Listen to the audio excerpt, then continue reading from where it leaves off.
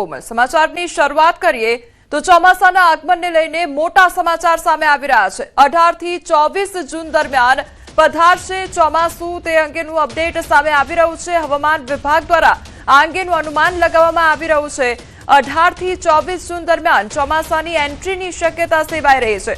તો આગામી 2 સપ્તાહના આઉટલુકમાં જાણકારી આપવામાં આવી છે। એક સપ્તાહ બાદ ગુજરાત માટે અનુકૂળ બની શકે છે સ્થિતિ। તો હાલ ગુજરાતથી અંદાજે 250 કિલોમીટર દૂર ચોમાસું જોવા મળી રહ્યું છે। તો હવામાન વિભાગ દ્વારા અનુમાન લગાવવામાં આવ્યું છે।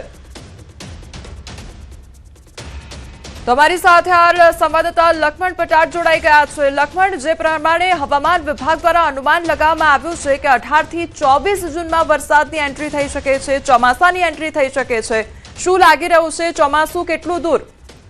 जी बिल्कुल कोमल, खेडूतो माटे एक राहतना समाचार कही शकाय कि जो 18 થી 24 जून दरमियान जो ચોમાસાની ગુજરાતમાં એન્ટ્રી થઈ જાય છે તો ખેડૂતો માટે ખૂબ જ શાંતિના અને રાહતના સમાચાર કહી શકાય। કારણ કે એક તરફ અલનીનોની જે ખતરો બતાવી રહ્યો છે અને બીજી તરફ અત્યારે જે ચોમાસું છે છેલ્લા 3 દિવસથી મહારાષ્ટ્રમાં અટકી પડ્યું છે અને ચોમાસું જે રીતે નબળી ગતિ કરી રહ્યું છે એના કારણે થઈને ખેડૂતોના શ્વાસ તાળવે ચોંટી ગયા હતા। પરંતુ હવે જે હવામાન વિભાગ તરફથી જે 2 અઠવાડિયાનું એક અનુમાન જાહેર કરવામાં તેમાં જણાવવામાં આવ્યું છે કે જે 18 થી 24 દરમિયાન, એટલે એવું માનો કે આજે શુક્રવાર છે તો આવતા શુક્રવારથી લઈ અને ત્યાર પછીના ગુરુવાર સુધીમાં ગુજરાતમાં ગમે ત્યારે ચોમાસાની એન્ટ્રી થઈ શકે છે। એના માટે અનુકૂળ સ્થિતિઓ સર્જાઈ શકે છે એવું હવામાન વિભાગનું હાલ અનુમાન છે। હાલ ચોમાસું જે છે એ મહારાષ્ટ્રના સોલાપુર એટલે કે દક્ષિણ મહારાષ્ટ્રમાં છેલ્લા 3 દિવસથી સ્થિર થઈ ચૂક્યું છે અને ત્યાંથી ધીમે ધીમે આગળ વધતા હજુ ગુજરાત સુધી પહોંચવામાં એને 2 સપ્તાહનો સમય લાગી શકે છે એવું હવામાન વિભાગનું અનુમાન છે। પરંતુ ગુજરાતમાં ચોમાસાની વિધિવત જે પ્રારંભ થવાની સામાન્ય તારીખ છે તે 15 જૂન છે। એટલે 18 થી 24 જૂન એટલે એટલું બધું બી મોડું નહીં થાય કે જેટલું અગાઉ આશંકા લગાવવામાં આવી રહી હતી। પરંતુ જો 24 જૂન દરમિયાન પણ ચોમાસાની ગુજરાતમાં એન્ટ્રી થઈ જાય છે તો ખેડૂતો માટે ખૂબ જ સારું રહેશે, ચોમાસા માટે ખૂબ જ સારું રહેશે। પરંતુ અહીંયા નોંધની બાબત એ પણ રહેશે, જોવાનું એ પણ રહેશે કોમલ, કે જો ચોમાસું જ્યારે પણ એન્ટ્રી કરે ત્યારે ભરપૂર માત્રામાં વરસાદ પડે। કારણ કે આપણે જોયું છે કે મહારાષ્ટ્રમાં જે ચોમાસાની એન્ટ્રી થઈ છે થોડી નબળી થઈ છે અને અત્યારે જે જૂનમાં વરસાદ થવો જોઈએ એટલો વરસાદ હજુ નથી પડ્યો। એટલે આશા એવી રાખીએ, પ્રાર્થના એવી કરી શકીએ કે ભાઈ જે ચોમાસું જે છે સમયસર આવે અને સાથે સાથે મજબૂત સ્થિતિમાં આવે જેથી ગુજરાતના ખેડૂતો છે જે વાવણી કરી શકે। જી, આપ જોડાયેલા રહેજો, વધુ અપડેટ આપની પાસેથી લેતા રહીશું। તો હવે દુનિયા માટે માઠા સમાચાર સામે આવ્યા છે। દરિયામાં પેદા થયો છે ચોમાસાનો દુશ્મન, ડરામણો અલ્નીનો બની ગયાનો દાવો કરવામાં આવી રહ્યો છે। અમેરિકન સંસ્થા NOAA દ્વારા દાવો કરવામાં આવ્યો છે। ભારત સહિત અનેક દેશોની વધારી શકે છે ચિંતા, તો ખૂબ મજબૂત બની શકે છે અલ્નીનો, તેવો પણ દાવો કરવામાં આવ્યો છે। સંવાદદાતા લક્ષ્મણ અમારી સાથે જોડાઈ ગયા છે। લક્ષ્મણ, હવે આ ચિંતાજનક સમાચાર એ પણ સામે આવ્યા છે કે દરિયામાં અલ્નીનો બની રહ્યો છે, એટલે એ કેટલી ચિંતા વધારી શકે છે આગામી સમયમાં? જી બિલકુલ કોમલ, કે જે ડર હતો, જે છેલ્લા 1.5 મહિનાથી હવામાન વૈજ્ઞાનિકો અને હવામાન એજન્સીઓ જે અનુમાન લગાવી રહી હતી, જે વાતની આશંકા વ્યક્ત કરી રહી હતી, એ અલ્નીનો હવે પ્રશાંત મહાસાગરમાં વિકસી ચૂક્યો છે। અત્યાર સુધી અનુમાન એવું હતું કે જૂનના અંત સુધીમાં વિકસશે, પરંતુ અલ્નીનો અત્યારે પ્રશાંત મહાસાગરમાં સ્થાપિત થઈ ચૂક્યો છે। દરિયાનું તાપમાન છે તે સામાન્ય કરતાં ઊંચું જવાનું શરૂ થઈ ચૂક્યું છે। એ માત્ર ભારત જ નહીં પણ દુનિયા માટે એક માઠા સમાચાર એટલા માટે છે કેમ કે જે અલ્નીનો છે તે સમગ્ર દુનિયાની જે વેધર પેટર્ન છે, જે આબોહવા છે તેને પ્રભાવિત કરે છે અને તેમાં ભારતનું ચોમાસું પણ બાકાત નથી।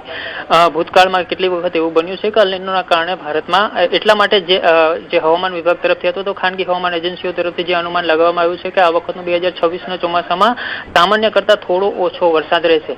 એટલા માટે જ આખી દુનિયાની ચિંતા છે અને થોડા દિવસ પહેલા આપણે જોયું હતું કે વિશ્વ હવામાન સંસ્થા દ્વારા પણ સમગ્ર દુનિયાને એવી ચેતવણી આપવામાં આવી હતી કે અલ્નીનોનું વર્ષ છે એટલા માટે થઈને જે તાપમાનમાં છે તે વધારો થઈ શકે છે અને દુનિયા ઉપર જે હવામાનની અનિયમિત સ્થિતિઓ જે છે, અતિશય વરસાદ થવો, દુષ્કાળ પડવો, આ પ્રકારની સ્થિતિઓનું નિર્માણ થઈ શકે છે। એટલા માટે ચેતવણી પણ જાહેર કરવામાં આવી હતી અને અલ નીનો વિકસવાની સાથે જ જે અત્યારે આપણે જોઈએ છીએ કે જે ચોમાસા ઉપર ઇફેક્ટ પડી છે ઇફેક્ટ પડવાનું શરૂ થઈ ગયું છે, પરંતુ જે હવામાન નિષ્ણાતો છે એવું માની રહ્યા છે કે અલ નીનો છે તેની અસર આઈઓડી અને એમજીઓ ઘટાડી શકે છે, કારણ કે ચોમાસા પર કોઈ એક પરિબળ ભારતીય ચોમાસા પર અસર નથી કરતું હોતું. અનેક પરિબળોના આધારે ભારતમાં ચોમાસાનો વરસાદ થતો હોય છે અને હવામાન જે નિષ્ણાતો છે તેને એવી આશા છે કે જે અન્ય પરિબળો છે તે ભારતીય ચોમાસાને અનુકૂળ રહેશે અને એ જેટલા અનુકૂળ રહેશે એટલો જ જે અલ નીનોની ઘાતક અસર છે તેને ઓછી કરવામાં સફળતા મળશે.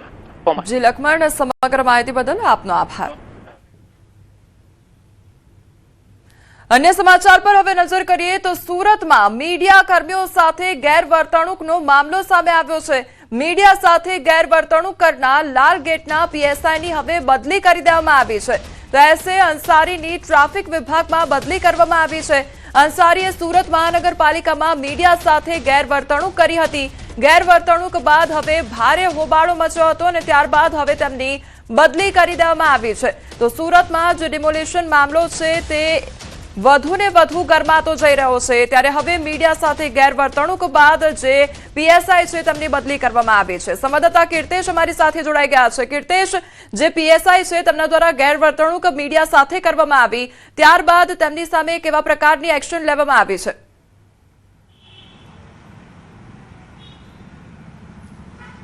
બિલકુલ, સુરતના નાસીરનગરના ભૂતિયા ડિમોલેશનનો દરરોજ સવાર પડે ને એક વિવાદ ઊભો થાય છે. ગઈકાલે મહાનગરપાલિકામાં ડિમોલેશનને લઈને સવાલ પૂછવા ગયેલા મીડિયાકર્મી સાથે મહાનગરપાલિકાના જે કહી શકાય કે સિક્યુરિટી છે તેને મિસબિહેવ કર્યું હતું. ત્યારબાદ લાલગેટના પીએસઆઈએ પણ મીડિયા સાથે અભદ્ર વર્તન કર્યું હતું, જેને લઈને પીએસઆઈની ટ્રાફિકમાં અને જે મહાનગરપાલિકાની સિક્યુરિટી છે તેમાં માર્શલોની બદલી કરવામાં આવી છે.